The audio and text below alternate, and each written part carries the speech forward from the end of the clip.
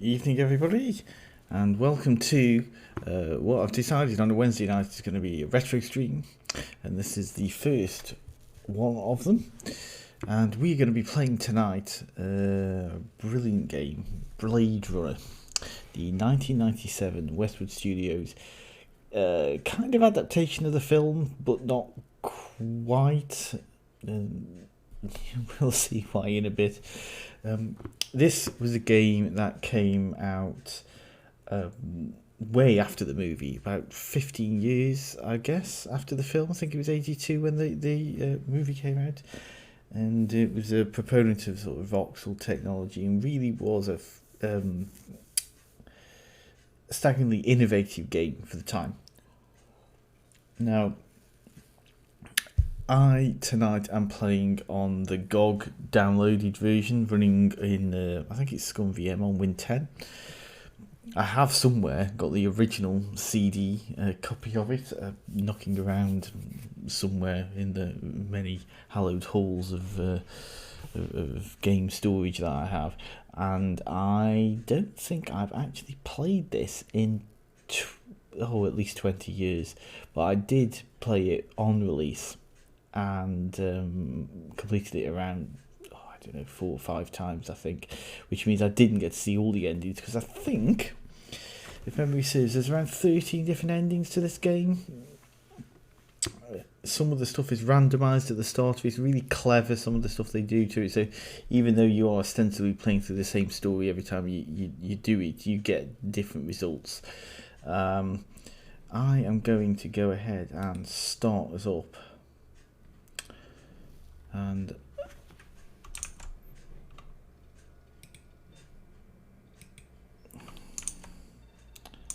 hopefully we'll start to come through in a minute.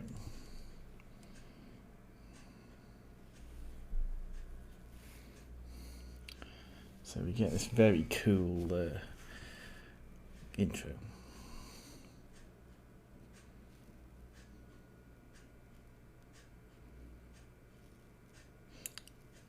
So I'll read the text. It says, early in the 21st century, the Tyrell Corporation advanced robot evolution into the Nexus phase, a being virtually identical to a human known as a replicant.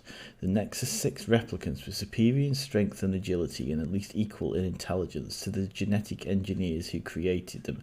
Replicants were used off-world to slave labour in the hazardous exploration and colonisation of other planets.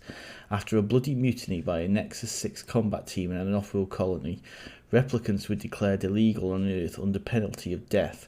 Special police squads, Blade Runner units, had orders to shoot, kill upon detection any trespassing replicant. This was not called execution, it was called retirement. Los Angeles, November 2019.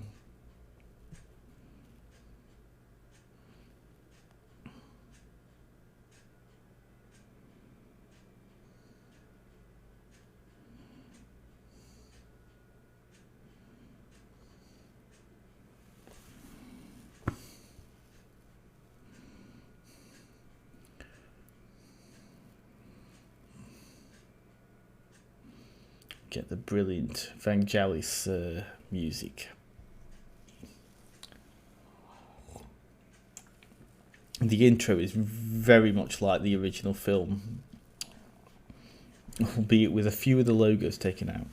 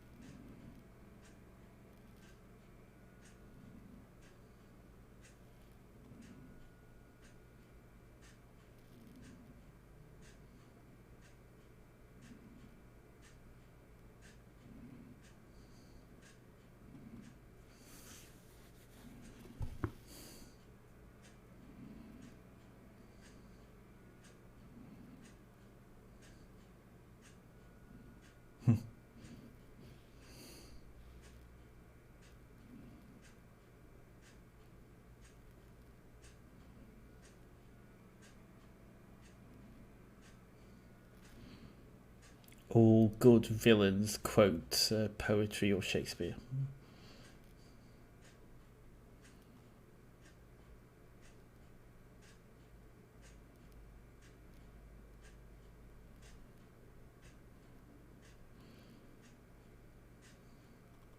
Quite a long cutscene, this.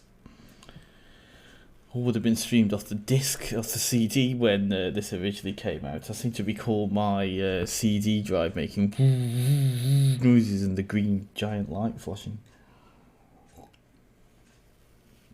I appreciate that was a terrible CD impression.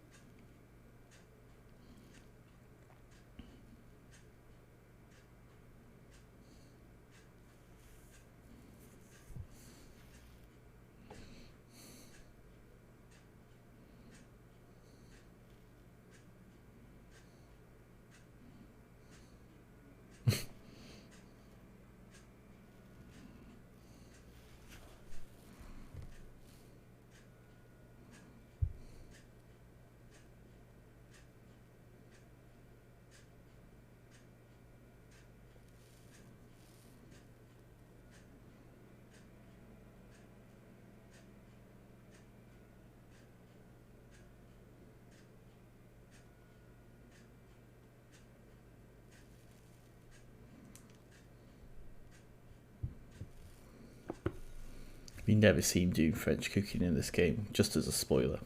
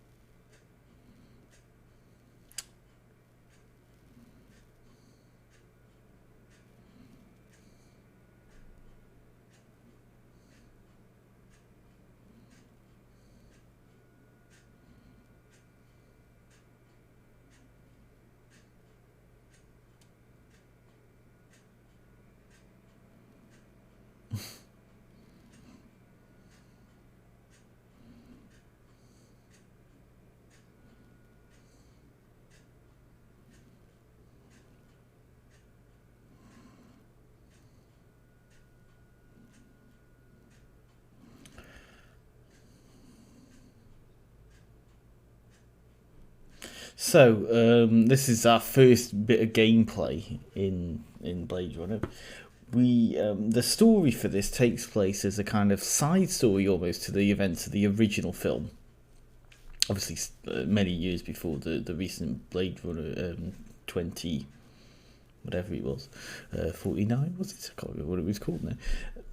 But the original film has in it Harrison Ford as Deckard. He's a Blade Runner who dresses very much like our main character does in this.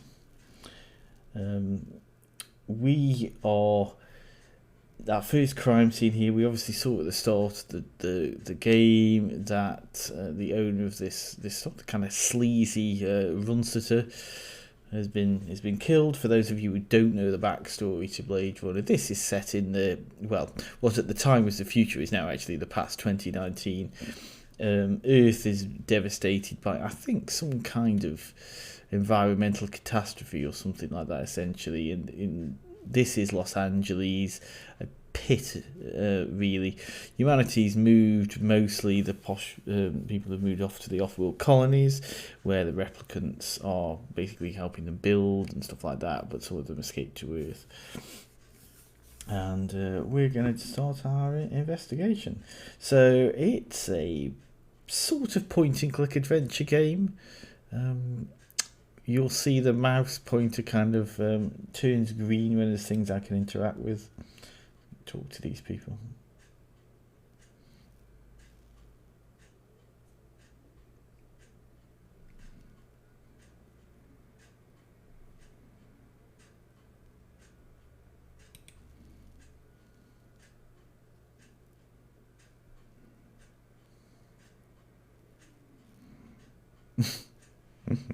bag of detect. We have got a bit of an attitude problem in this.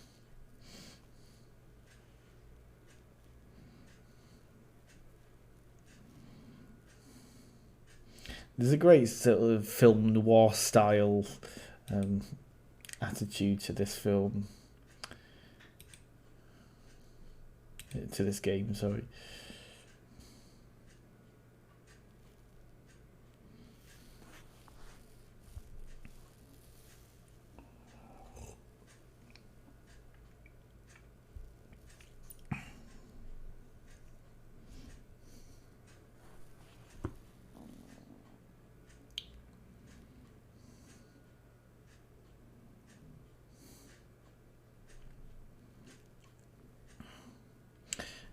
Now I thought Runster had been killed, but I seem to recall now he hadn't. So I don't think there's much else for us to do here. So we're gonna wander into the store.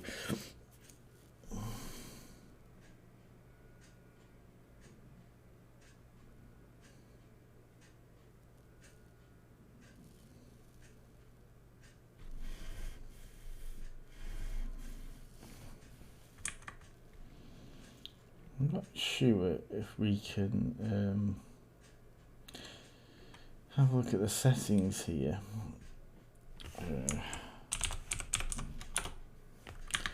See what there is to change. So we got music. So we got our. I don't quite know what the difference is here.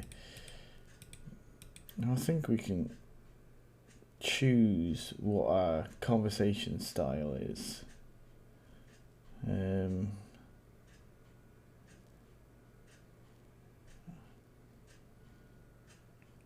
So we can either be polite, we can be normal, we can be surly, or we can be erratic, or we can choose. I think we're going to choose.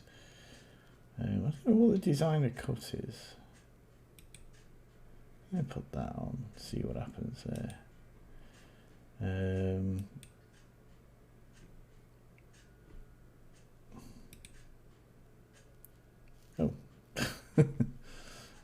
I appear to have quit the game there by clicking the wrong button. Just goes to show that I don't know what I'm doing. Let's start it back up again. Apologies for that. Right. Yeah, sorry about that. Let's go. Let's ignore that. We'll edit that out in post, and we're going to go into the store. I'm joking, by the way. There is no post.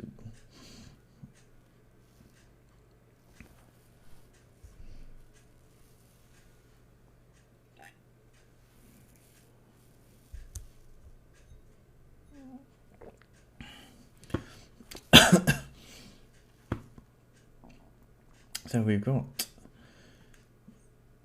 the store here. We're going to go talk to Old Man Runster.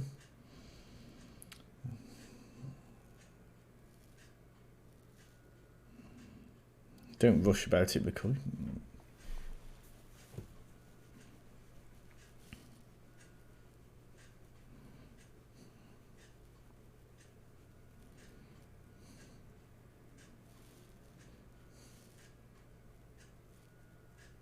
Obviously.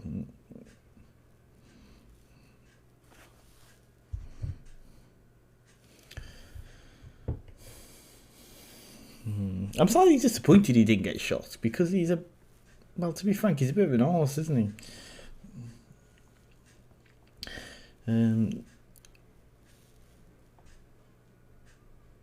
With modern day sensibilities, the graphics in this look pretty rough, to be honest. But back in 1997, imagine, 1080p full HD resolutions were a thing of the future. I think I was probably running this at about 800 by 600 SVGA if I was lucky.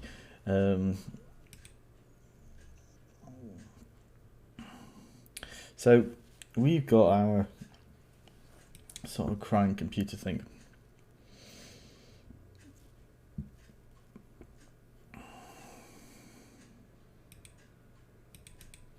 So we got our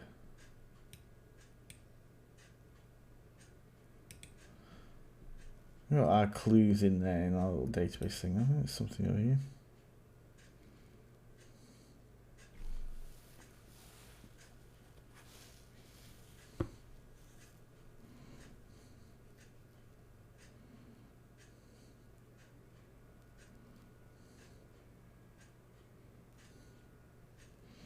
So he'll go and get some discs, and we get to do some photo investigation in a bit.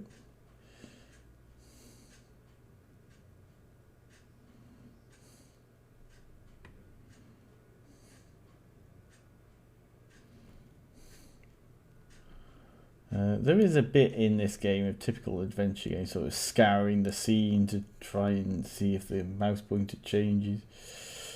I don't know whether we can get it. Oh, yes, we get it. Your viewings. So his tiger basically got killed.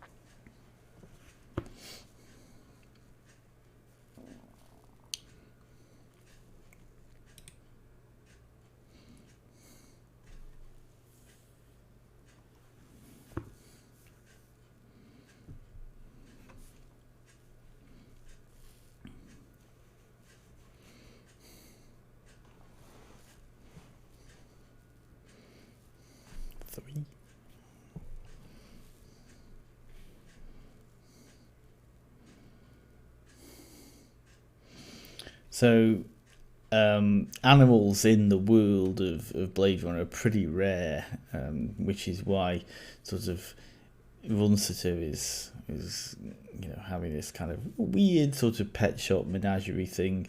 What he's saying there is that he doesn't really need to sell fake ones because fake animals are available just as fake humans are. Whether he's telling the truth or not is an interesting matter.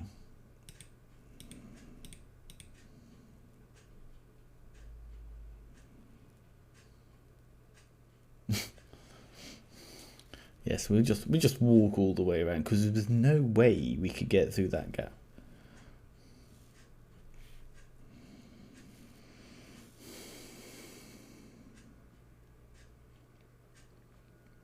$14.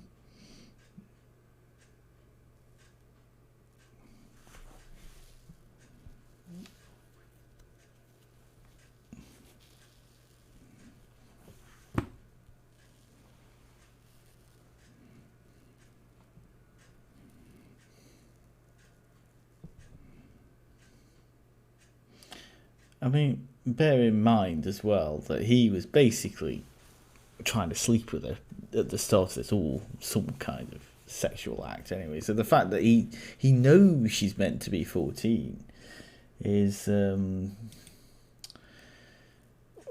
it's more than a bit creepy, isn't it? What's this? A toy dog. So this is where Lucy used to sit and work.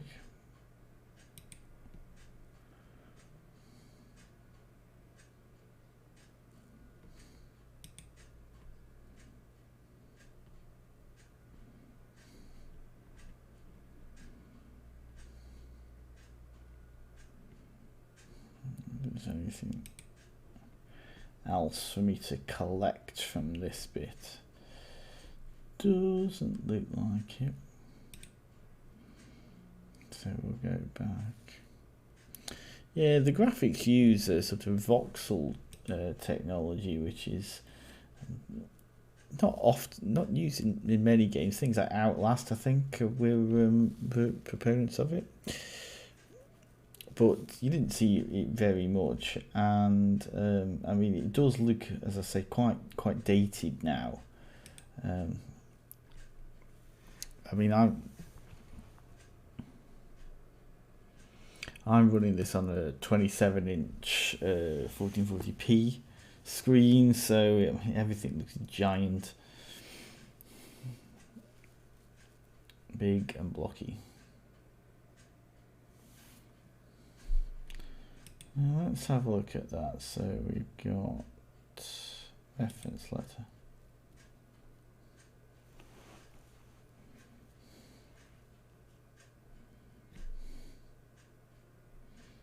Okay.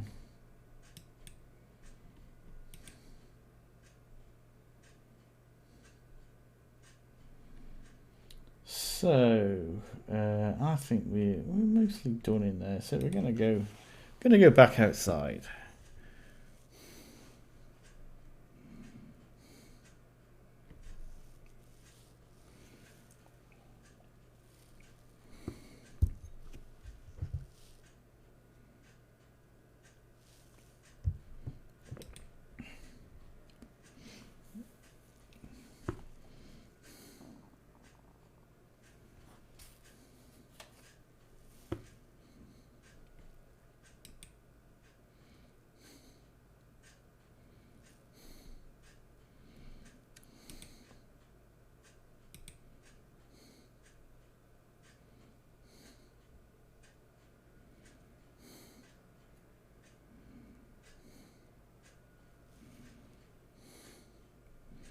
A black sedan.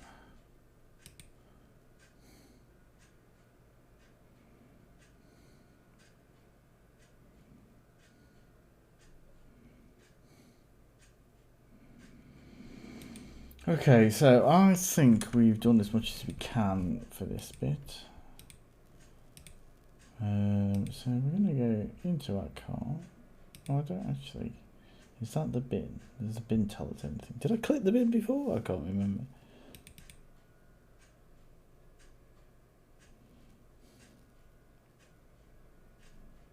Oh, I've just worked out. Remember, double clicking makes it run. Yay! We've tripled our efficiency. So this is a map. We've got a few places we can go to. We can go to our apartment. We can go to the police station. We can go to Chinatown. So we're going to go to our apartment.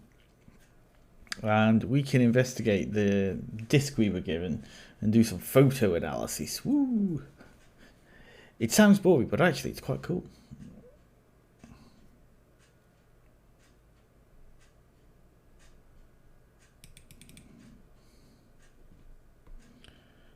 See some great sort of pre-rendered artwork, which really evokes the style of the original film.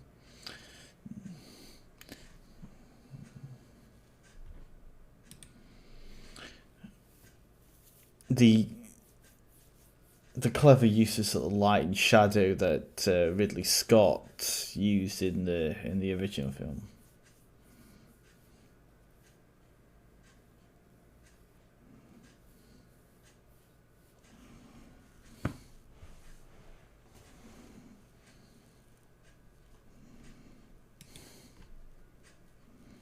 So we got a dog called Maggie.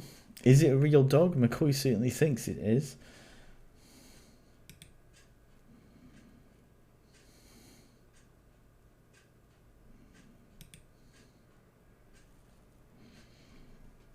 I think so. This is our Esper machine.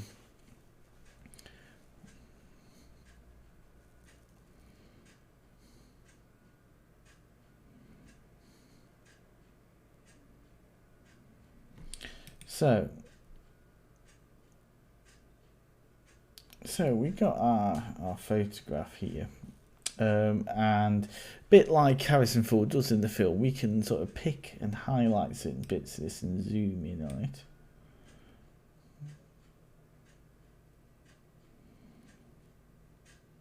And some of the bits will show us something. So what is a Runciter looking at there?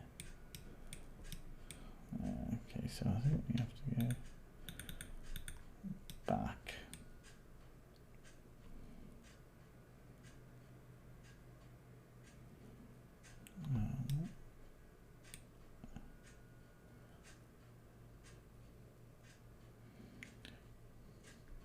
I seem to recall it was quite difficult to try and work out exactly which bits you were meant to look at.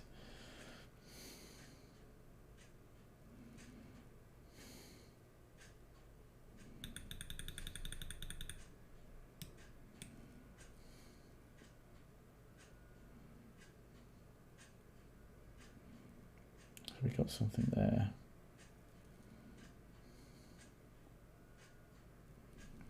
So whenever you find something that McCoy thinks is interesting, he basically says, give me a hard copy of that, but in a American accent. I'm not sure whether it is possible to zoom in on what Runsitter's looking at here.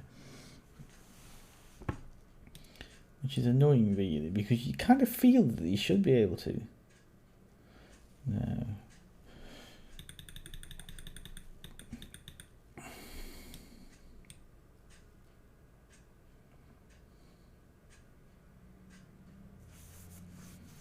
I guess that's supposed to be a snake.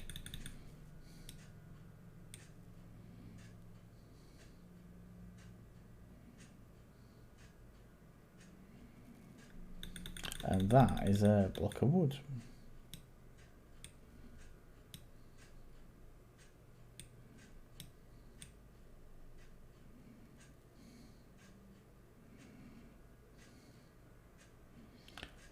And that is a rabbit. Don't like rabbits. Had a rabbit once, didn't. No, never again. I don't know if there's much else. We can look at the tiger, maybe.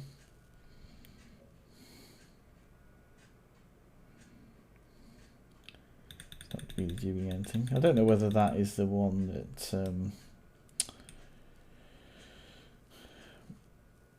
those two American people had. What were the names now? I want to say it's Penn and Teller, but it's not Penn and Teller. It's the other two where one of them got eaten by the white tiger or something. The white tiger. Can't remember what the names were now. I don't know. I don't want to do that. So most of these images don't really have anything on them, but you get the odd bit, and I don't know if we can zoom in on that bit. Oh, there's anything there.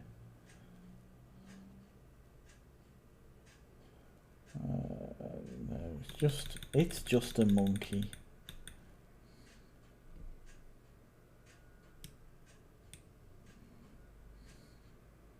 I'm gonna try one more time and see if it's possible to zoom in on Runsiter. No, I'm sure I have many times missed bits on these, which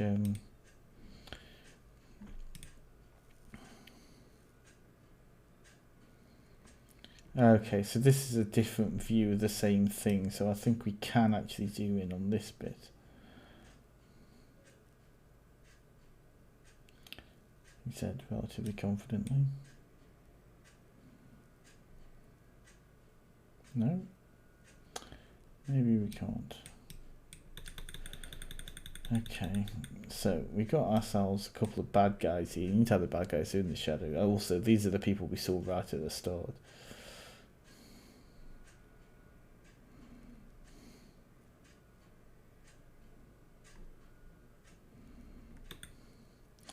It's interesting McCoy says he looks familiar, because have we ever seen him before? I mean, we've seen him before, but I don't know if McCoy's seen him before. I don't know whether it's possible to zoom in on the license plate for the sedan.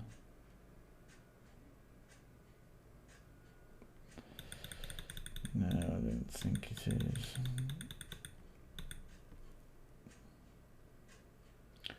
Don't know if there's anything else we can see in here.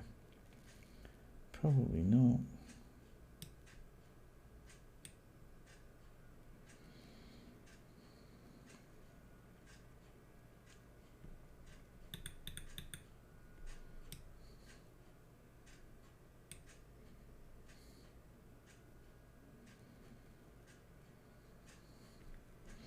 Okay.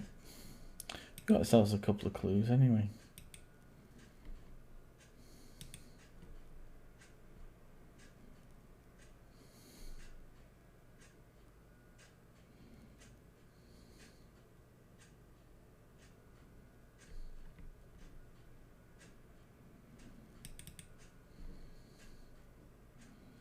I think the main point of this is we can go outside and look at the moody environ of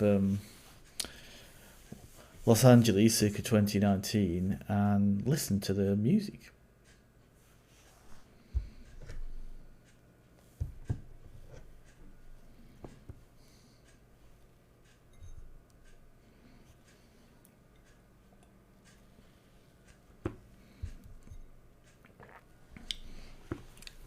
And it's such a cool soundtrack to the game. Obviously taken from the film. Just go into the toilet, freshen up. No messages. Oh, you know, McCoy. Okay, so we can leave the apartment at that point, and I got ourselves a couple of clues. We know we got some.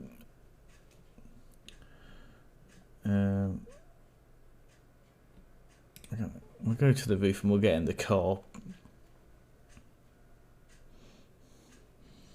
So we've got a couple of clues here, and we've got the sushi menu.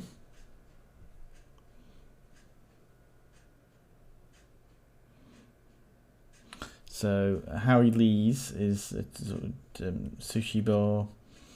We've got a chopstick wrapper. So a couple of things, one of which was from Lucy's desk, we actually found in the game, in the pet store. The other one was that menu we could see on her desk in the photo. So Chinatown would seem a good place to go. So we get back in the spinner, as you call them, or flying car, because it's the future and everyone's got flying cars, just like now. That's one of the great disappointments, as a child of the 80s, growing up into the 2010s and realising we don't have flying cars, we don't have hoverboards, and most shoes still don't tie themselves. I mean, you know, yeah, we've got Twitter, I suppose, and this, but where's my flying car, god damn it? Anyway, let's go to Chinatown.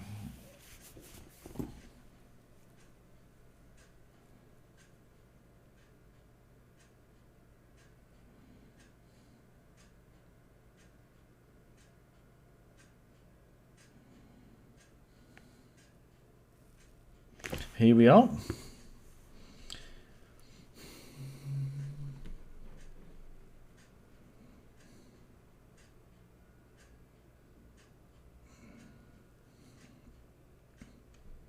Okay, so he makes a reference there to the Third Terran War, World War III. So it isn't just an environmental disaster. There was a, I guess, some kind of nuclear war which brought Earth to its knees. So there's a guy suspiciously looking suspicious in his giant red costume. Doesn't it look nice? Let's go talk to him.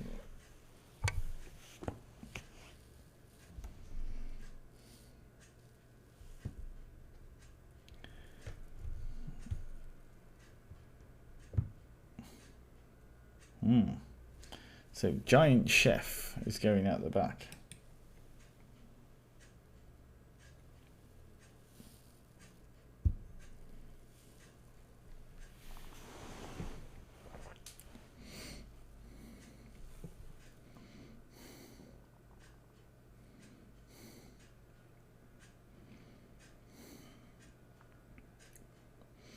It may not be the last time we see this guy.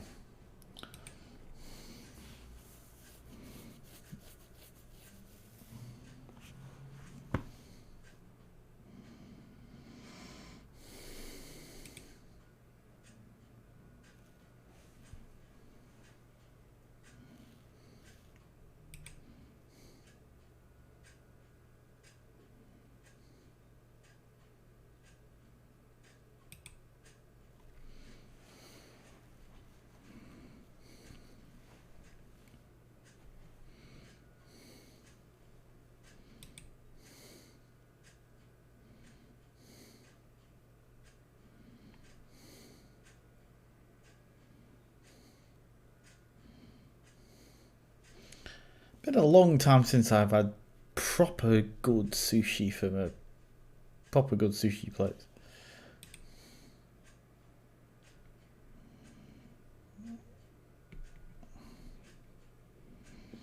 So, the giant scary looking chef went into the back, so let's go into the back and see if we can talk to the giant scary looking chef.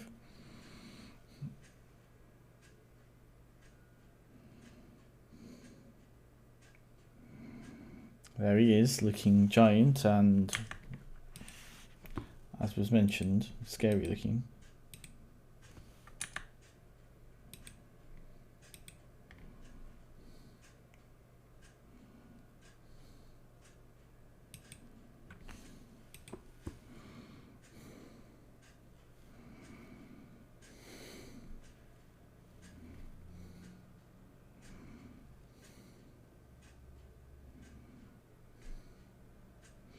So, okay, so we've got the dialogues.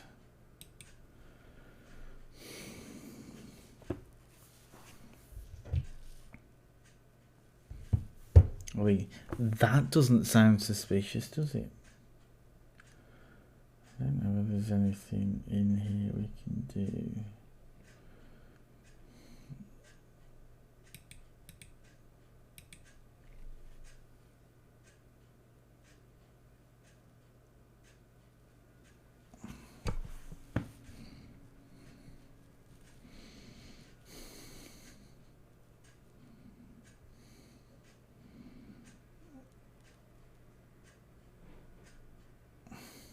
Well, that's not suspicious at all, is it? So, we're going to go after him. The combat bit of the game is its weakest element, really.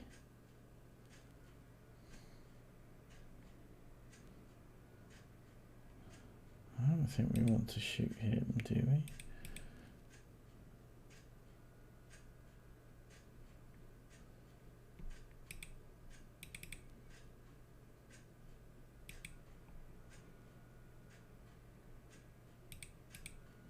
I can't actually remember what happens here.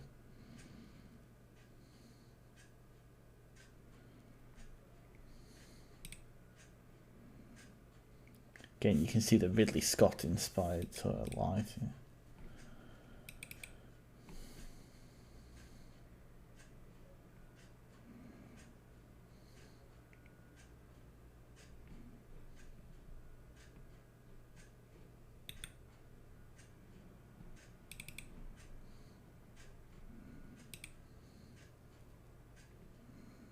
It's not that uninteresting. I mean,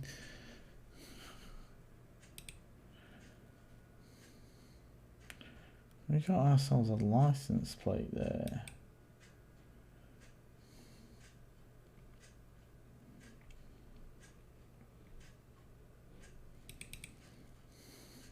I don't know where that guy's gone, so maybe he's gone up to here. I don't think we can. I don't know what that is. I don't know whether we can actually go and find him at this point. So it's 20 years since I played this, so my memory's a bit hazy. I don't think I can. Why can't I just shoot the door? One thing about characters in video games that I have noticed over years of playing video games is if you ever want to defeat them, you just lock a door. There's never any idea that maybe we could like shoot it, kick it, whatever. It's always, well, unless I've got the exact key, there's no way I can get in this door.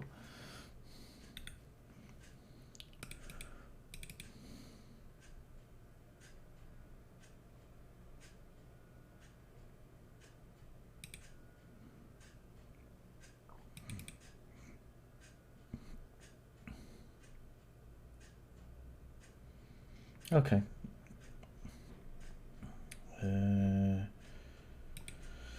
I did have it in my head that we could actually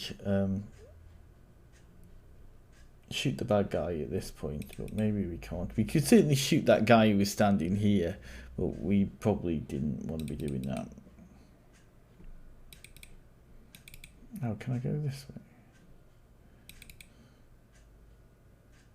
Oh, that just leaves us out here.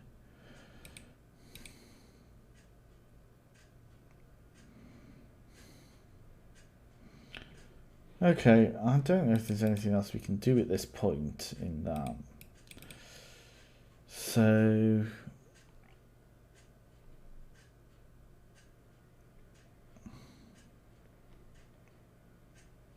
let's go to the police station and see what's there.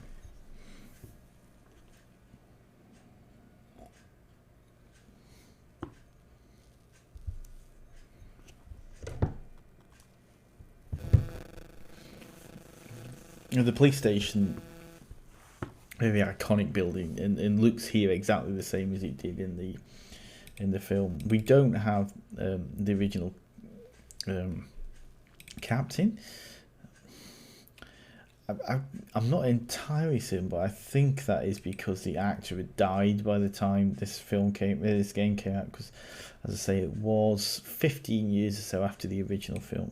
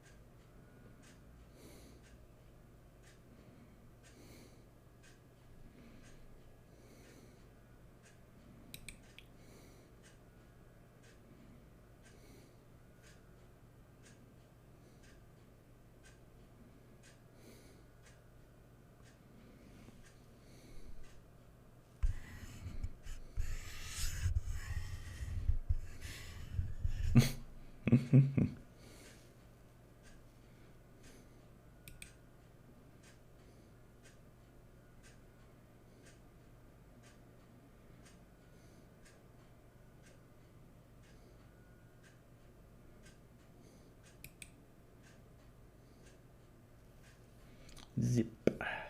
Okay, so in retrospect, I should have come here before we went to the other place, but something's coming back to me now that actually we can go back to Chinatown and the chef reappears. And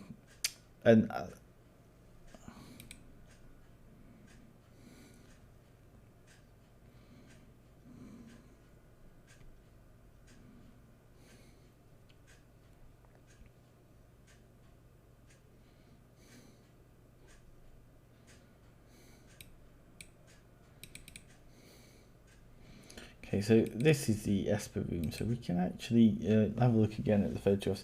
The only reason I'm doing this is because I wonder, there was a mention of the car, and I just wonder whether now we know that we can zoom in and get some more information on it. Yes.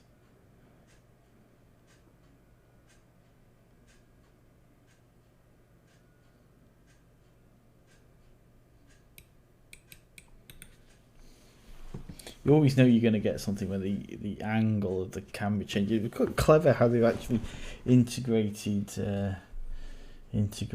that into the main game. I'm sure you could actually read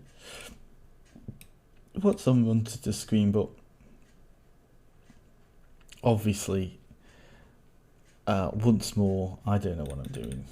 Maybe it's not very interesting. Maybe he's reading like BuzzFeed or something. He's doing a quiz on what kind of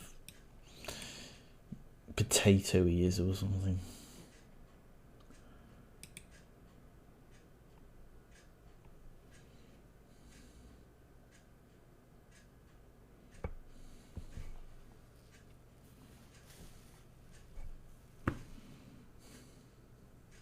I don't know what that actually does, but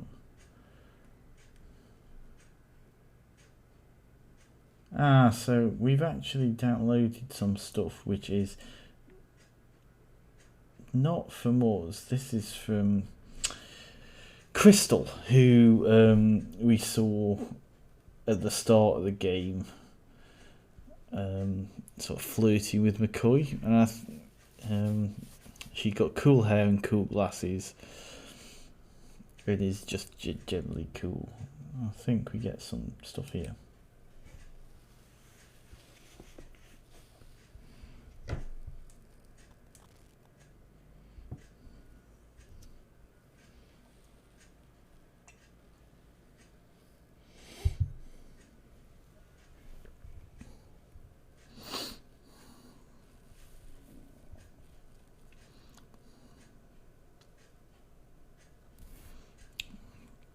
Okay, so we're bombing somewhere.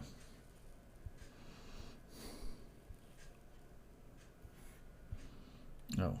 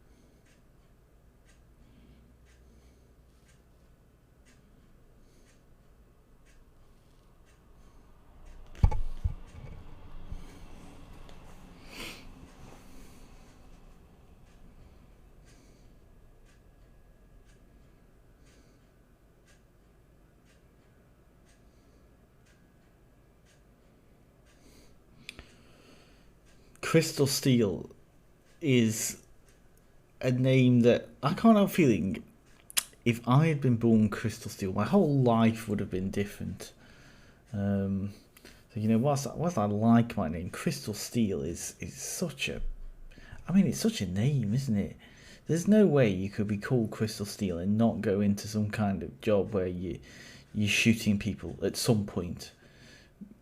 You know, it's just a weird kind of nominative determinism that I think is just very, very impressive. Crystal Steel, yep. Should I ever have another child, I'm going to call them Crystal Steel. That is not true. I'm not going to do that.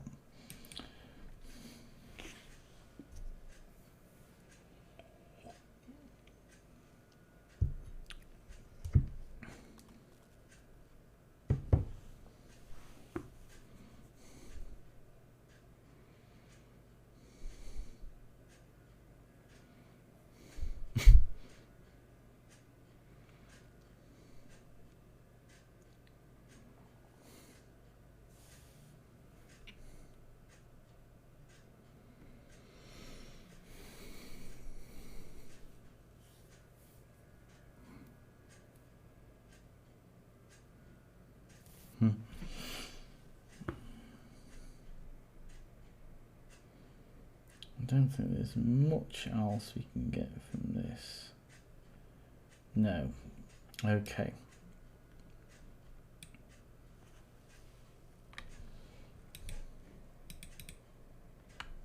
So we got one suspect, and we got Lucy, who's a suspect, and we've got Zubin, who we've not seen yet.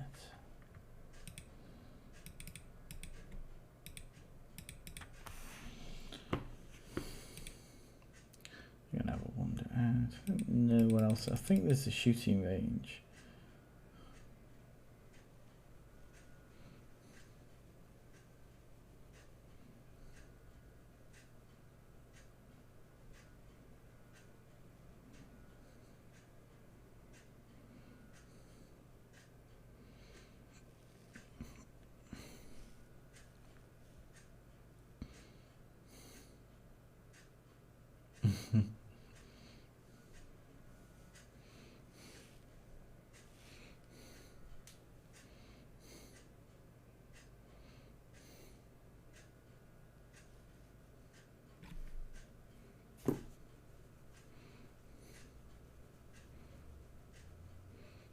What a wacky guy. I don't know. Nothing says zany like setting fire to people, does it? I don't think you want to go into the shooting range. Also, that guy's disturbing me because his face is very unclear.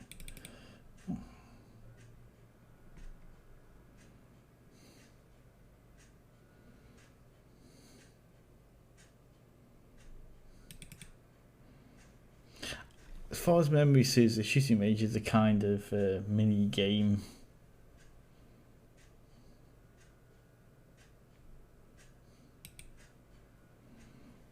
I can't remember much of what's in here. So, oh right, I think this is a yeah. So we can go and speak to the captain here, have a little chat with him if he's available.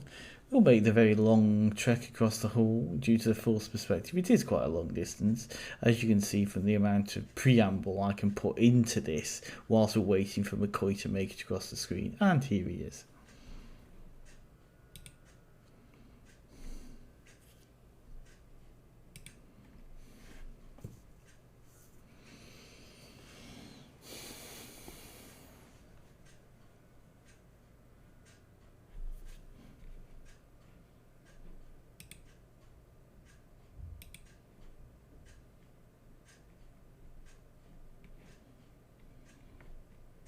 Well, that was pointless, wasn't it? So we're going to run all the way back to the lift again, and as I said before, it is quite a long way. You can get quite a lot of words in the time it takes McCoy to run all the way to the lift. He's almost there now. There he is.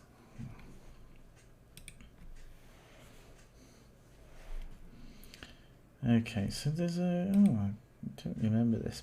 I do remember vaguely coming here.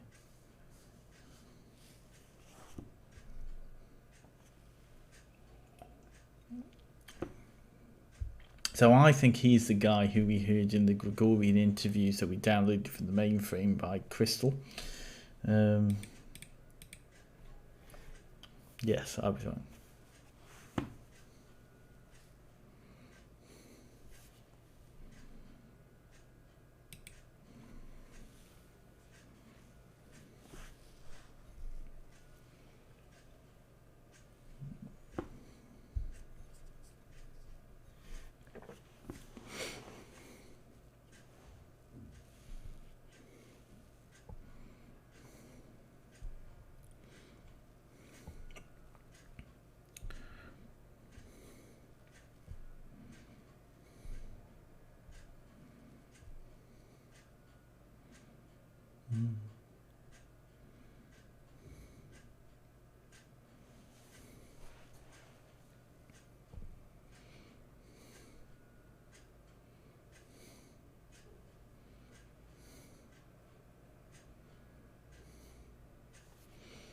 I really want to think Gizo was his name right now, but I feel that would be somewhat pointless. Let's go back because we don't need to Voight-Kampff him. Steele's already done that.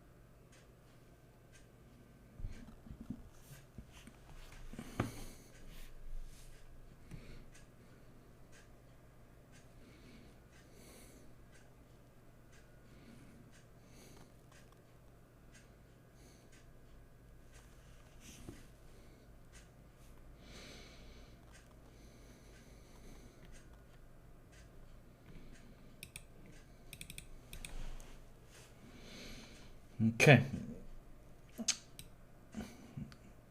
I think that's where we want to go. So I think we can go back to Ronseter now and ask him a question about his animals. because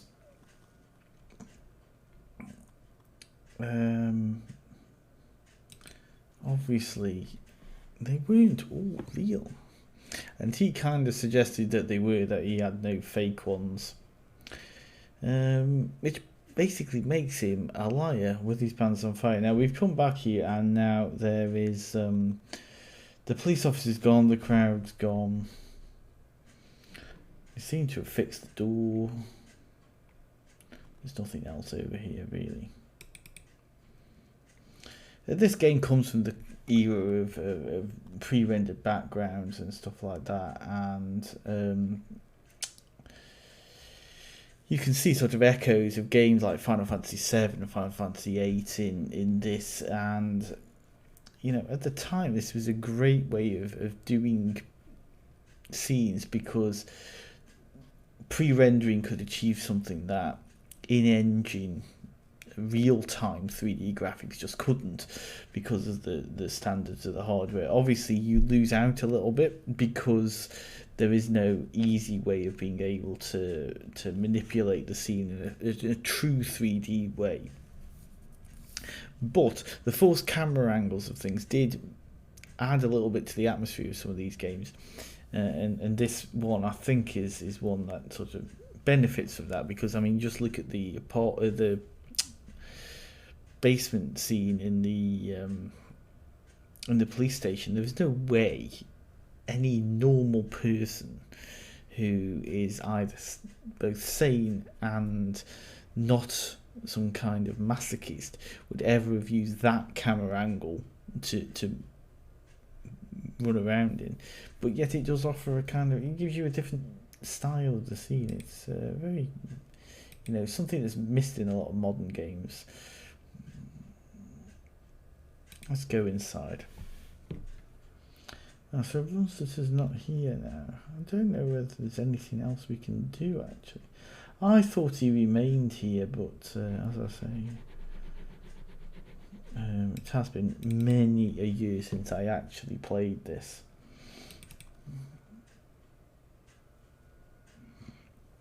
Okay, so what we're going to do now is I'm going to go back to Chinatown. There are some distinct chapters to this game, and I'm hoping we're getting to the point of one here. Hopefully we'll be able to go back into the kitchen and talk to the chef.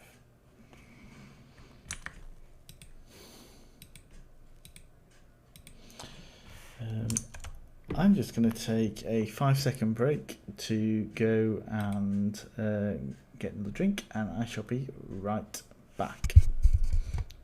Enjoy the music.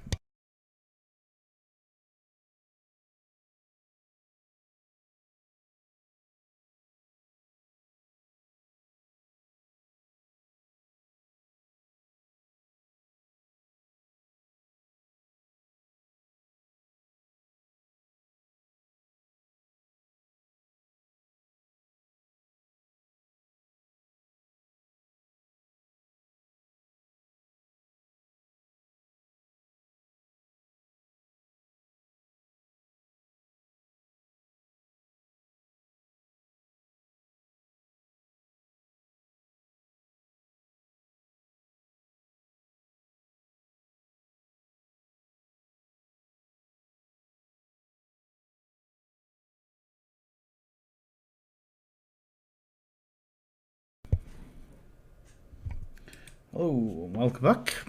Let's wait for the capture to catch up with the game. Okay, so I'm hoping we can now go back into here and find the chef are working. Oh, no, we can't. Oh, blaster. I think there is a way of getting him, but you have to, I think, avoid him knocking that pot over on you. Okay, so now I've just got to work out what the bloody hell I'm going to do. Can I go over here? I can talk to Howie actually and see whether there's anything I can glean from him. I think I've got everything I need from there.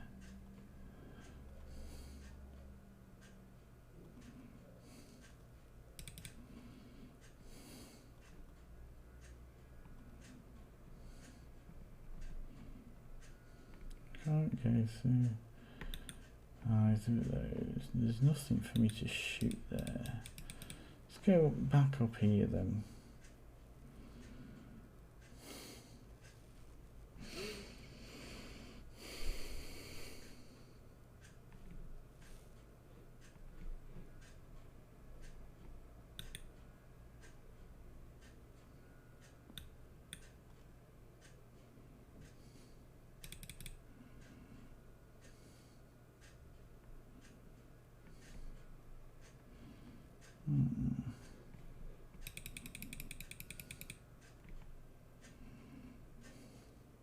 I can't remember what I need to do now.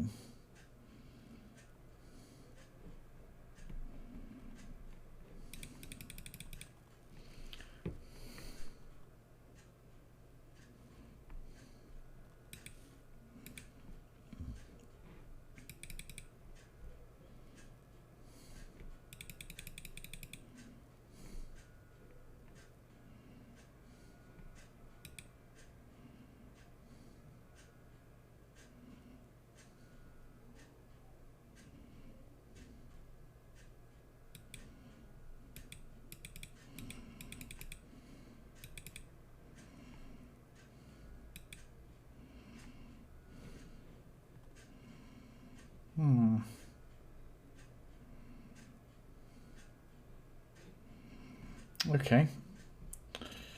Oh, that's me stumped. Is there anywhere else we can go?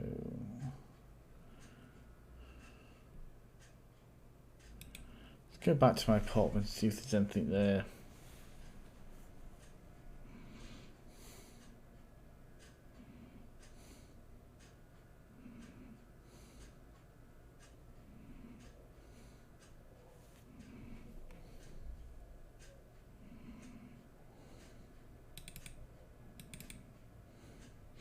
Again, this is an exercise in camera angles here.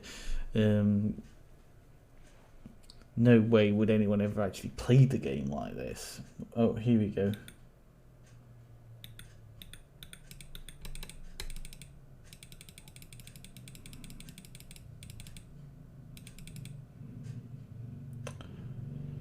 Ah, there he is. And now we're going to get a cameo of a character from the film.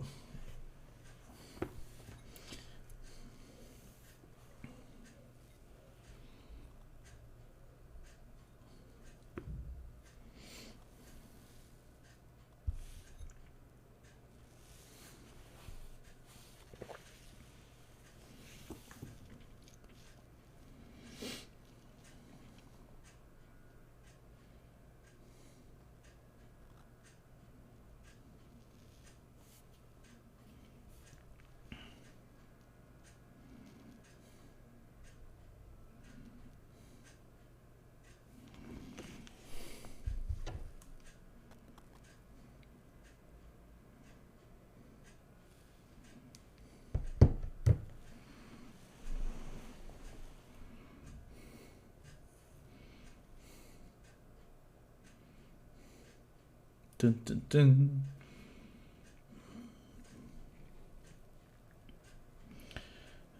Okay, so I think this was kind of the catch-all ending where even if you don't manage to get the guy, he just comes at you. And part of the cool bit of this game, as I referred to right at the start, is that every time you replay it, certain bits of it are randomised, and you never quite know exactly which one you're going to get. And obviously, it's no real spoilers, but for anybody who's seen the film, there's lots of questions over who is a replicant and who isn't. And the same is true of the game. And what the game does that's quite clever is it will randomise which of several characters is a replicant. However, the first guy, Mr. Deadman over here, who was the guy we saw in the in Howie Lee's sushi bar, is always a replicant. ThereThere's no possibility that it can ever not be. So I knew I was pretty safe in shooting him. Also, he was running at me with an axe or a thing. Hello there, Zini. Welcome to the stream. We're here playing some Blade Runner. Yeah, I'll just leave him there. He's pretty dead. So I'm not sure what I have to do at this point. I'm going to go to the ground floor on the count of the fact I haven't been to the ground floor. And what's on the ground floor is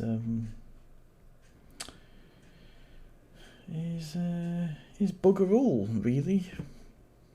Not exactly very nice. It looks worse than the outside of my apartment. Let's go to the roof. Let's go to the apartment and see if there's anything interesting in there.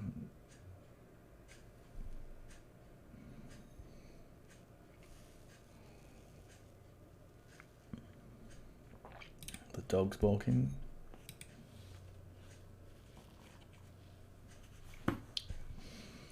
The dog is going to be really disappointed if they aren't the best dog in the whole world.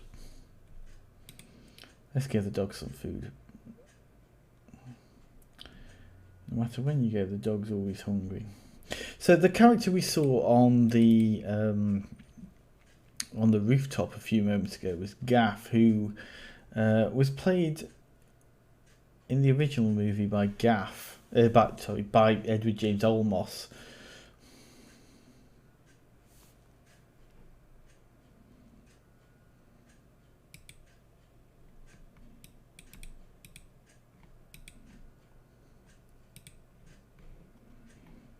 And again, we get the cool music.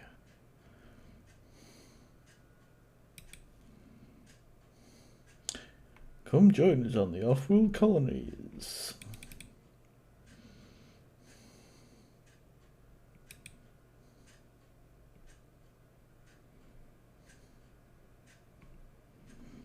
Again, such a good soundtrack.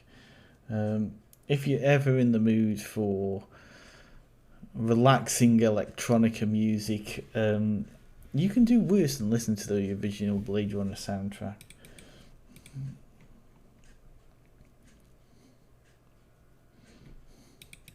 A lot worse, in fact.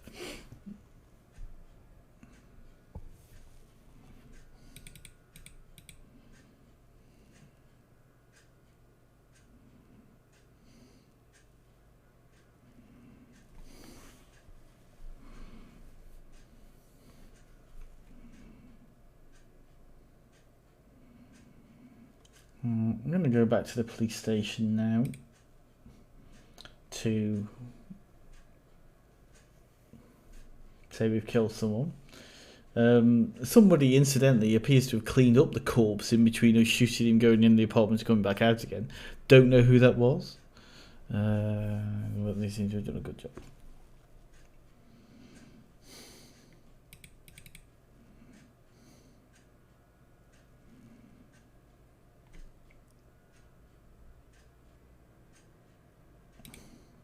Going to upload this stuff to the mainframe, and then we're going to go talk to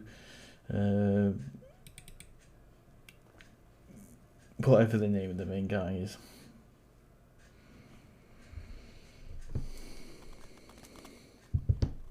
I wish my computer made that noise when it was downloading things. Well, I say that, but actually I probably don't. I think he would get irritated in about 10 minutes. So I retract everything I just said about that.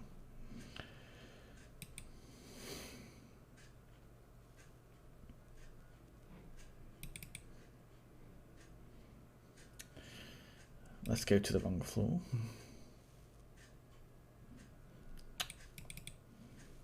Twice.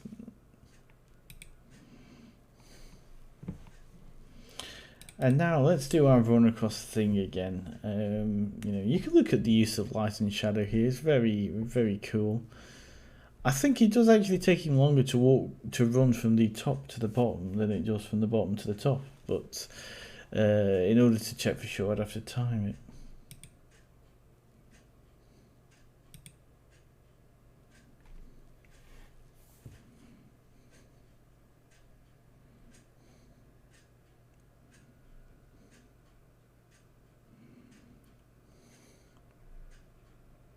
A champ.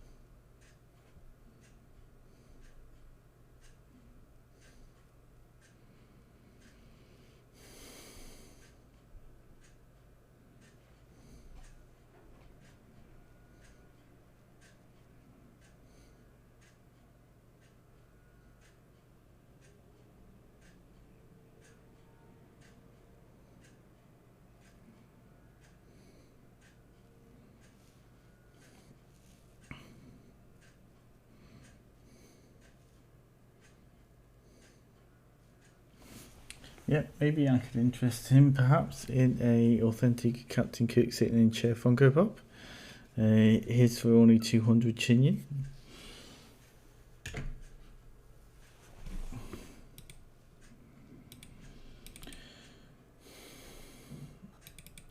Let's run all the way across to the left again. I can't actually tell whether this is going to take longer than going the other way.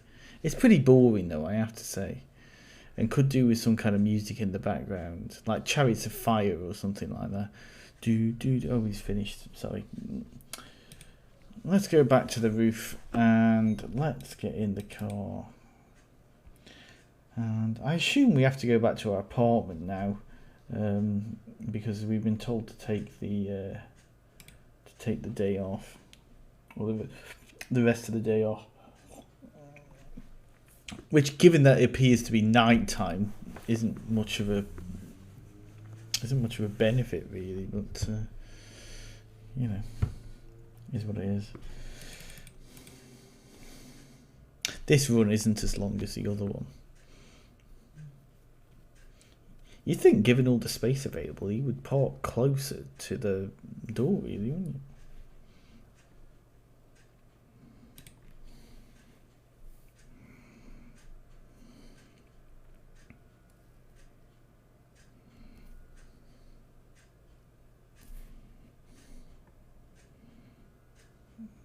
you? Yeah, all right, darling, all right.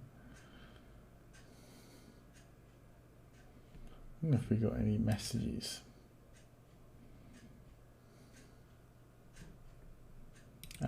Can we go to sleep? No. Oh, there we go. Okay, so now we'll get another cutscene.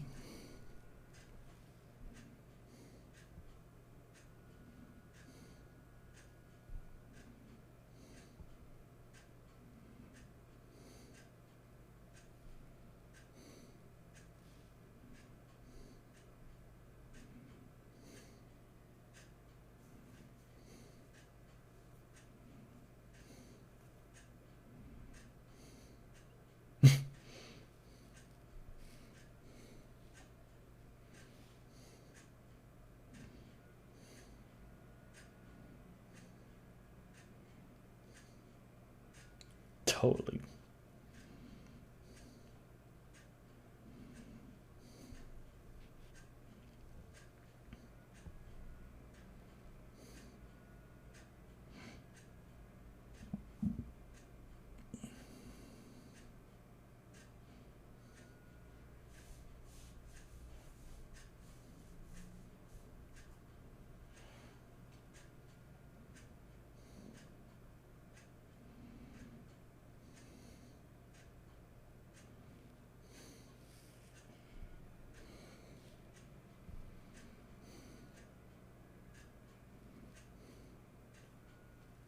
It's got to hurt.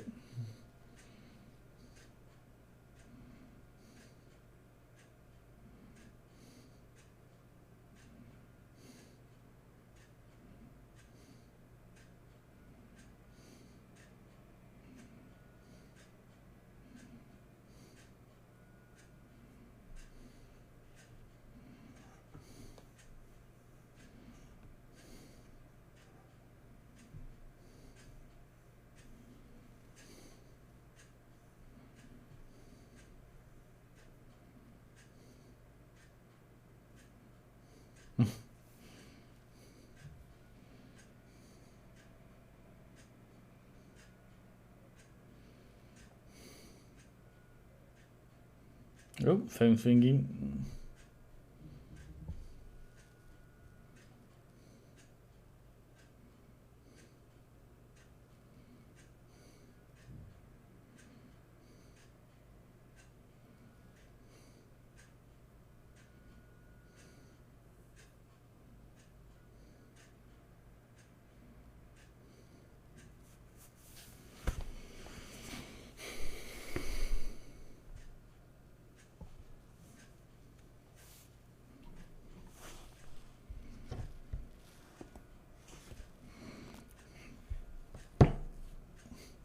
One of the things that's worth noting kind of from the films and from the sort of backstory to this is that the Nexus 6 replicants have a very limited lifespan. I can't remember how much it is. I think it's something like 4 years or 6 years or something like that. So the conversation between the Rastafarian, whose name I can't remember, and the guy who's dead, there was around sort of, is there a way to extend their lifespan? Because they're not born like normal humans. They are manufactured. It's human age with implanted memories. If you haven't seen Blade Runner and its sequel, I'd really recommend sort of watching it. Both really good films. There's a couple of novels as well by K.W. Jeter, I think, which sort of fill in the gaps in a sense and kind of take a different storyline to the sequel film and kind of, in some ways, are rendered apocryphal by it, but are worth a read. Because the world of Blade Runner is a very interesting one. So anyway, we've got ourselves a new murder to investigate.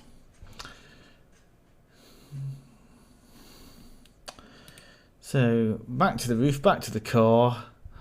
Let's go do some police investigating. But first, let's run across the thing. Oh yeah, it's a brilliant film. In all its various guises. It's you got the original theatrical release with the narration by Harrison Ford, and then the director's cut, which kind of excises that and makes the ending a tad more ambiguous. But the sequel film is also worth a watch. Not as good, but certainly worth a watch. So our map now is expanded a little bit. We've got the Tyrell Corporation up at the top there, the Tyrell building. Tyrell Corporation are the people who manufactured the replicants. And again, anyone who's viewed the original film will recognise the iconic looking Tyrell building here.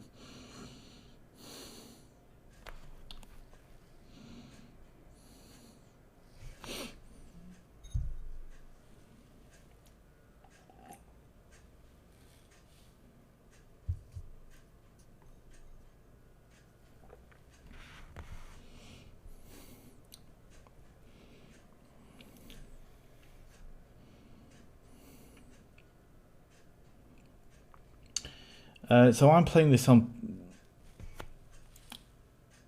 PC. It is the GOG release of it that they brought out. It was either last year or the year before, because for years and years it was unavailable on any system. I don't know whether that was due to a licensing thing or whether it was because of not being able to get the game to run. But this is the DRM-free GOG.com release. I have somewhere got the original on CD, but it probably won't run on modern Windows machines, but definitely worth getting. I think I got this when it was on sale, but I think the standard price for it is around £7 to £8. And well worth, particularly if you remember playing the game from before. But this is the first time I've actually had a replay of it since I originally played it back when it came out in 1997. I think I had it for Christmas or something like that, actually, along with a couple of other games on one of my old PCs. So this is the weird kind of anti-gravity room. Oh, thanks for the host there, Z.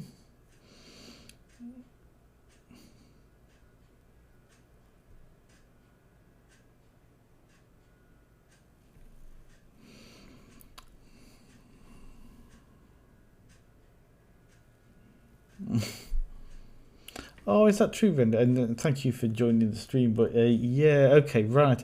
I didn't realise. I mean, to be honest, I haven't got a CD drive in my computer anyway, so I'd have to hook one up to get it to actually run. And also, I'd have to find the discs, which I suspect are buried somewhere at my mum's house in a box with other boxes. But certainly more convenient getting it on the GOG release.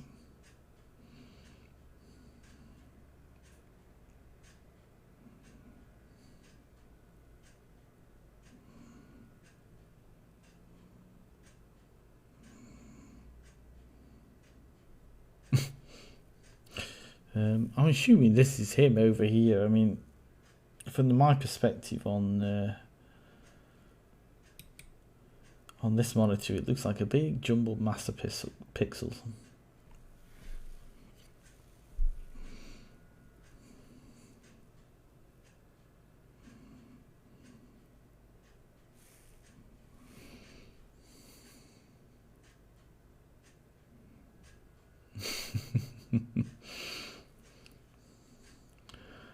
I think it's a bit of pointless trivia. It's quite useful trivia. I'd got it in my head. It was difficult to get running on modern PCs, but as I said, I just knew it had been unavailable, and I couldn't remember whether there was a technical reason or whether it was a licensing one.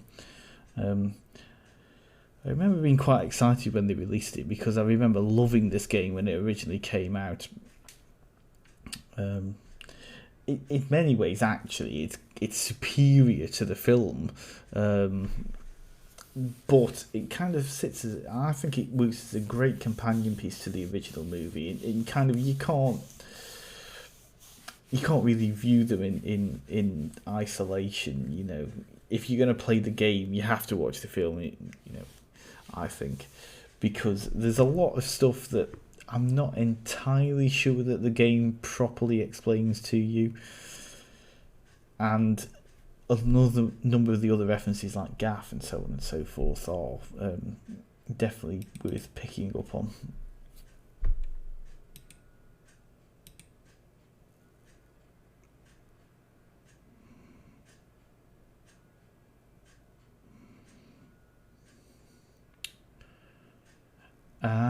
Okay, right, so that makes sense. Yeah, so yeah, so just a timing issue really, I suppose, with the speed of modern computers compared to well, I think I was probably running this on a Pentium 233, I think, was the processor I had at the time. And I probably never played it again after about 1999 or something like that, I imagine. I'll probably never tried it, but yeah. And I'm assuming this GOG release fixes that, since it's running in the Scum VM.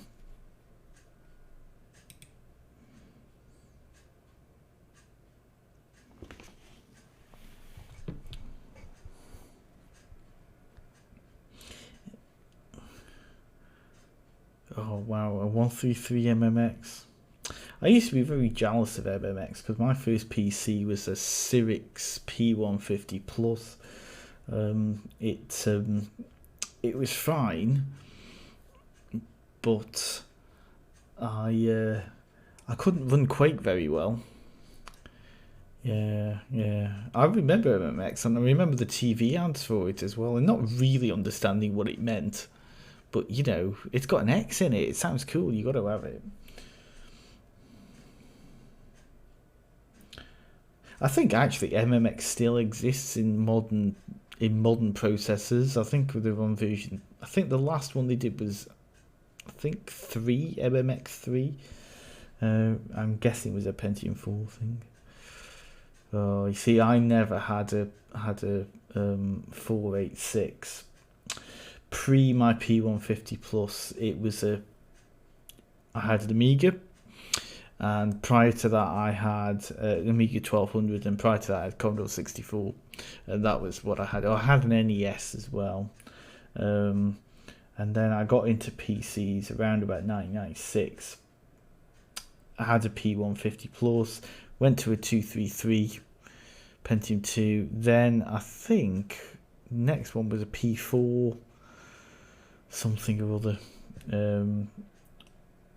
And I kind of dropped out of the PC space for quite a while, actually. Went into consoles. An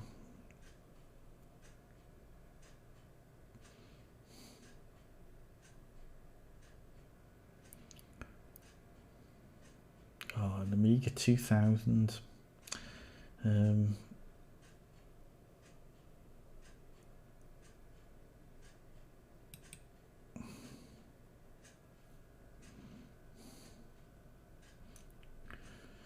Ricky Martin, Ricky from EastEnders, one of the two.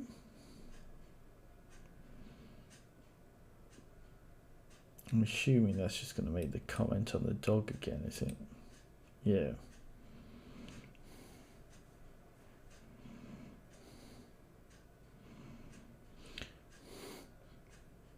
This guy in the background who just keeps wandering back and forth taking photographs. You think he'd have got bored by now. How many photographs does he need to take of the same thing?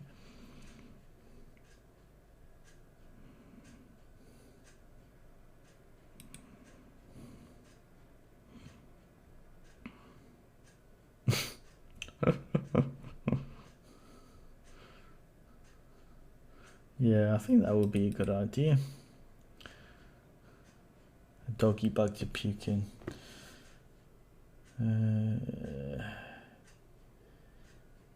Yeah, the game does suffer a little bit from the traditional point and click itis.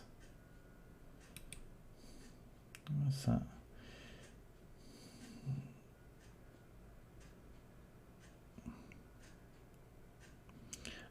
Yes, I think I did. I think it was stuck in his head, wasn't it? Yes, detonate away.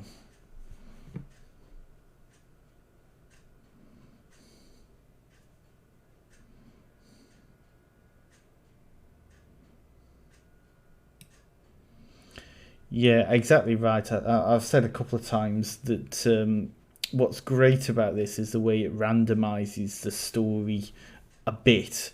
And I've got it in my head. There's around about 13 different endings to it. I could be wrong, but it's certainly something along those lines. And I'm pretty certain I've never seen all of them. Some of them I think you have to really be crap at the game to get. But I remember doing a good 5 or 6 playthroughs, I think, of this. Oh, there's Crystal.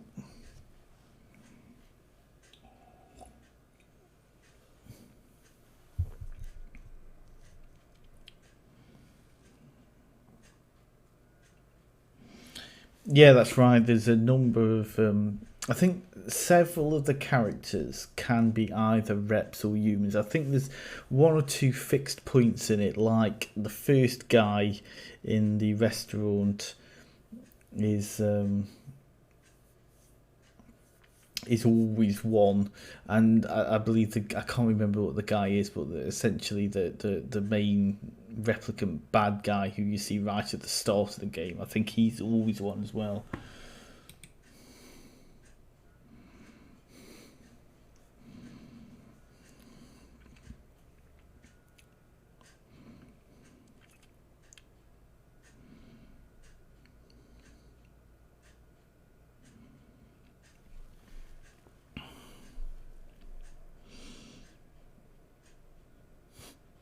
Something on the console. Let me go and have a look. Yeah, I actually think I saw a little bit of... I think I saw a little bit of your stream when you streamed it. Oh yeah, there is actually, you're right.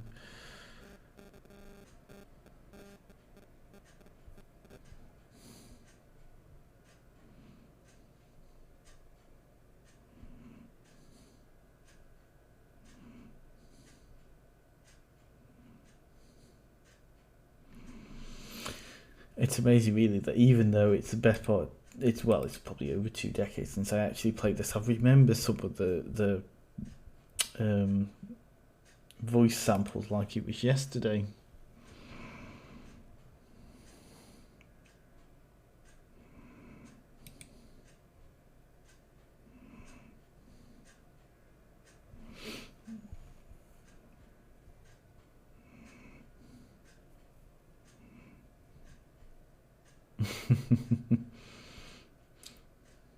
The one about the trash certainly does. If I'm going to go rooting through trash, what did I expect, or whatever it is he said.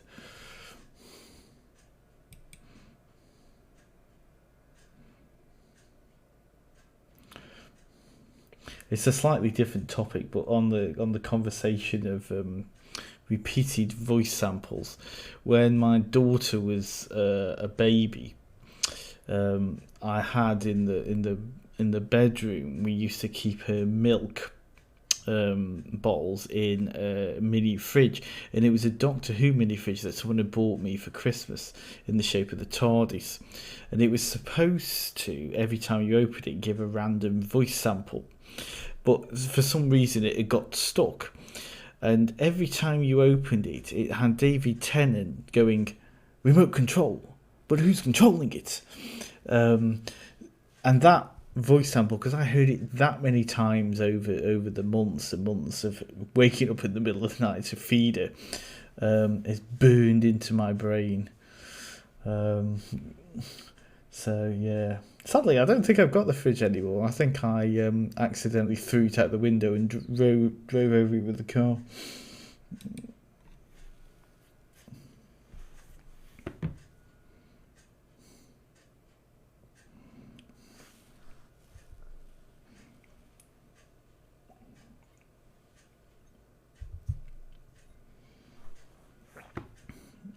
It is, isn't it?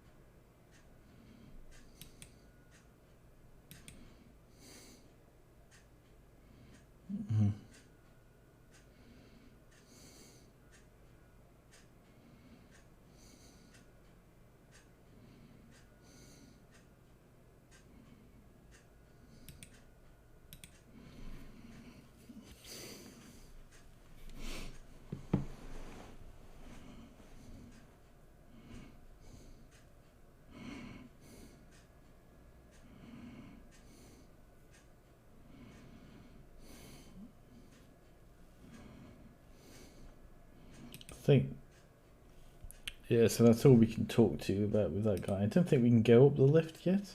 Oh, we can, sorry. Of course we can. Oh, no, don't go there. There's nothing else we want to go. So I think if we go back to the police headquarters, and then we can do some espering on the, because he gave us a disc. Oh, and there's Animal Row we can go back to. I think I'm going to go to the police department first. And we're going to have a look on the disc and see whether there's any pictures we can take off.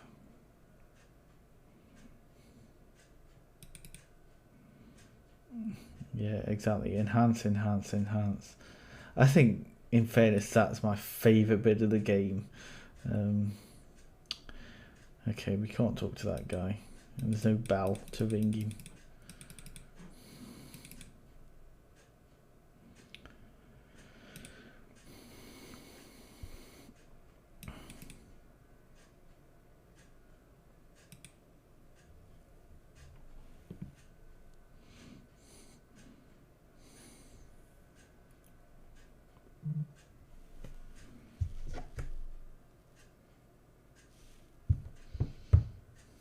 Okay. So, now we got the dog there. I'm pretty certain we can zoom in on the dog.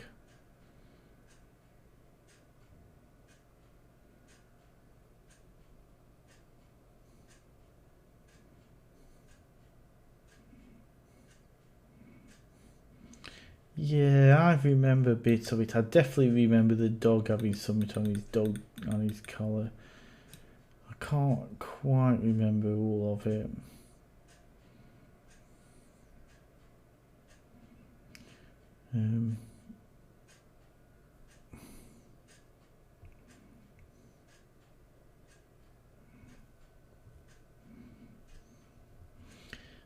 Give me a hard copy of that.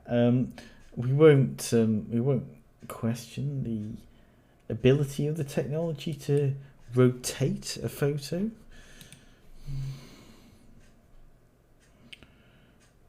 Sure, it's all completely possible.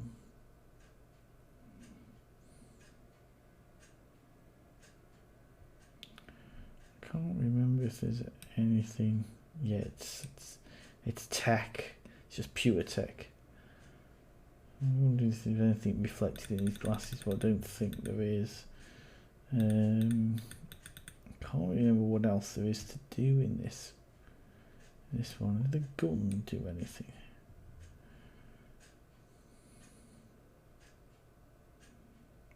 Box. Ah, okay.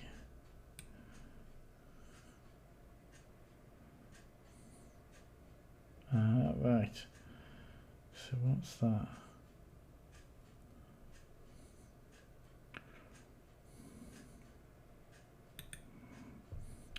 I imagine that when I first played this, I basically just zoomed in on every possible thing, and probably spent about 7 hours just going through it.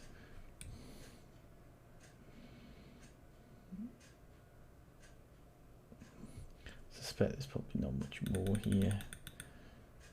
What's that? Another takeout thing. Oh yeah, exactly. It's at least though, in fairness, this is a entertaining pixel hunt. The way they make it work almost exactly the same as the film is great. Suspect we're not going to get much more.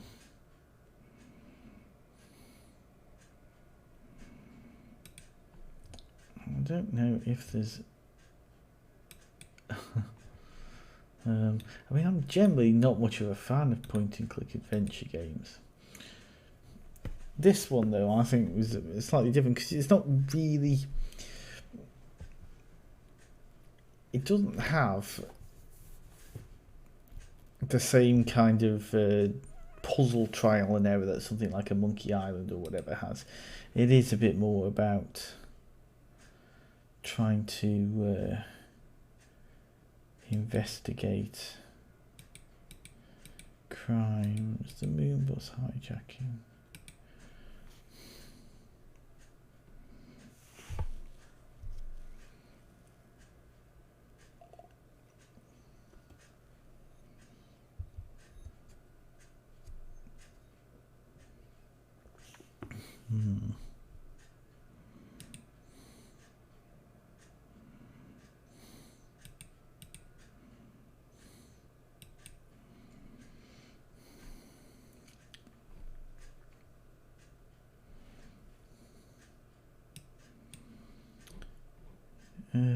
Yeah, maybe. I'm not sure who's there at the moment. We did have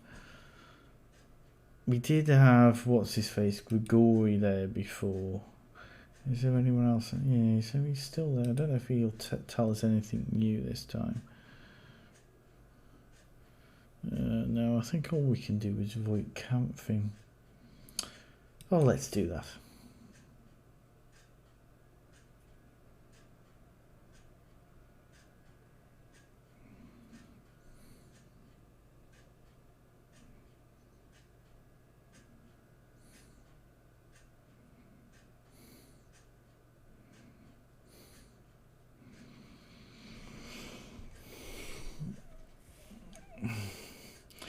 So this is a Voight-Kampff test. Anyone who's watched the movie will recognise it.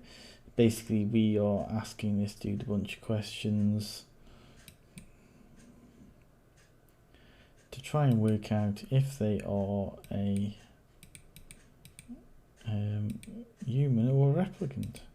And I can't remember exactly what I need to do here.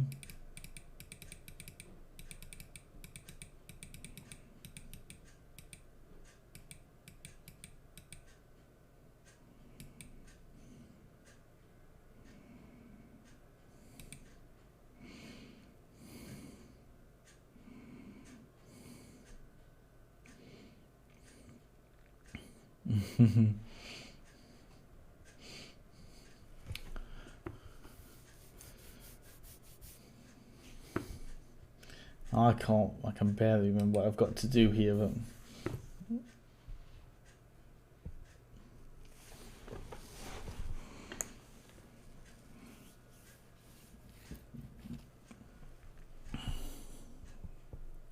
okay.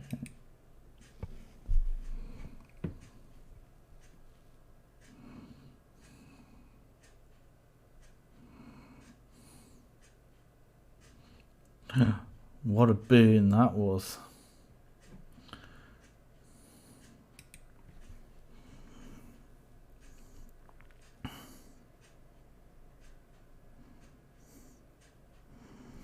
Yeah, and I'm not sure either. I'm not sure the logic behind it. And I don't think 20 years ago I was sure the logic behind it either.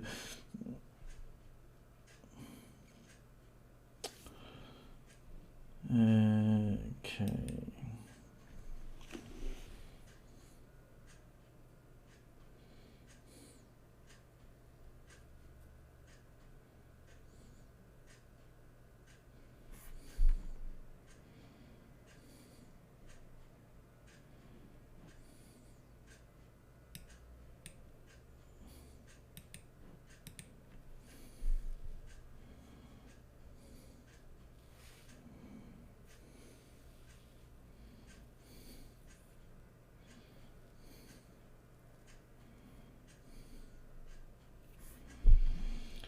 So the answers coming through so far are kind of suggesting he's perhaps more of a replicant than he is a human, but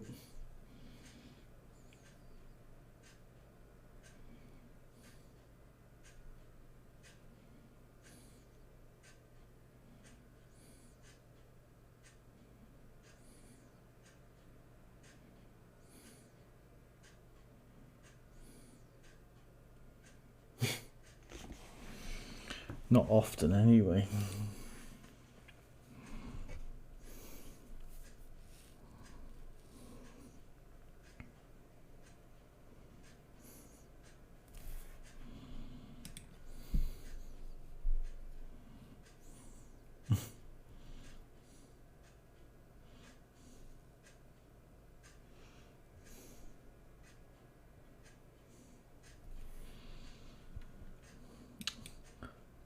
I'm not sure we're going to get any further with that. And to be honest, it's a bit pointless because I don't think pretty soon he remains in the cells for the rest of the game.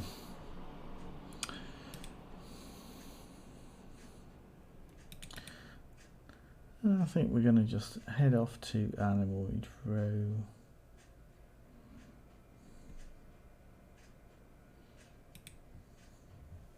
Which is very difficult to see on the map.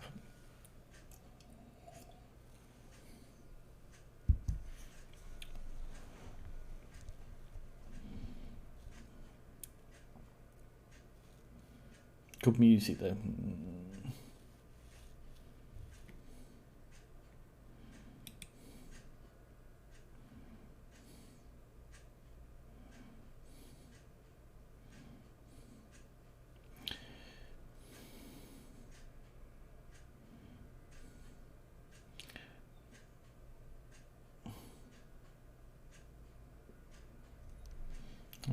Okay, thanks for the tip. I can't remember much about this. Yes, of course, it's the guy with the camera, isn't there? Yeah. It's coming back to me now.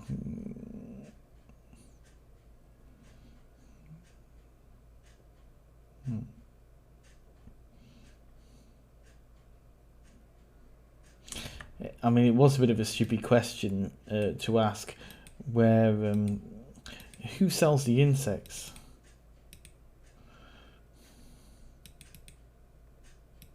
Is he the person with the giant insect above their shop?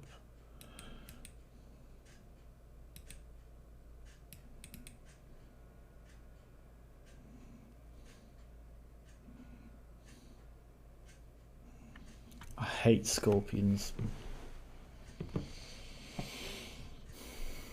They're up there with moths.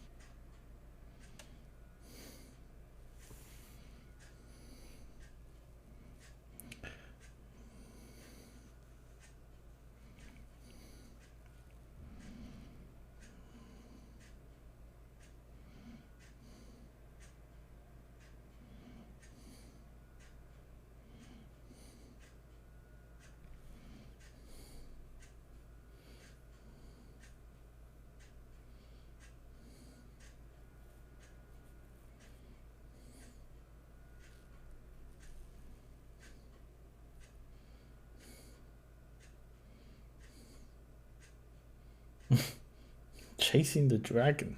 Yeah, Zini, absolutely. Scorpions are vile creatures, and actually, you know, I think they're like designed to be, just through evolution or whatever it is, just horrid. You know, there's nothing nice about them. Nothing pretty. And no, I'm not looking forward to the giant moon butterflies in Endwalker at all. Mind you, having said that, I mean, I haven't got any of the mounts from Stormblood, I don't think, let alone Shadowbringers, so I think it'll probably be about 20 years by the time I actually get the ones from Endwalker.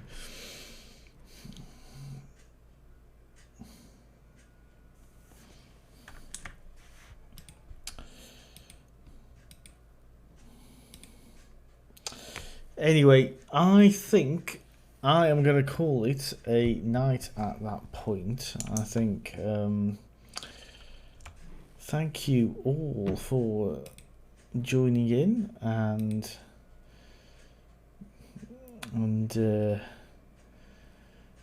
watching me kind of stumble my way through Blade Runner a little bit. We will come back to this when I next do a retro stream, probably next Wednesday, and yeah, I mean the yes, I need to do some of the Storm, certainly the Stormblood dogs, is it? I think you get in the Stormblood ones. Need to get some of those mounts, but yeah, I need to get back into 14, and hopefully will by the time Endwalkers come out. But yes, thank you all for joining me on my epic quest to try and discover who's a replicant. I will be back, all being well, tomorrow night with a non-retro stream. Not entirely sure what I'll be doing yet. It might be back to Near Replicant. Until then, thanks again for joining, and I shall see you soon. Take care, everybody. Bye.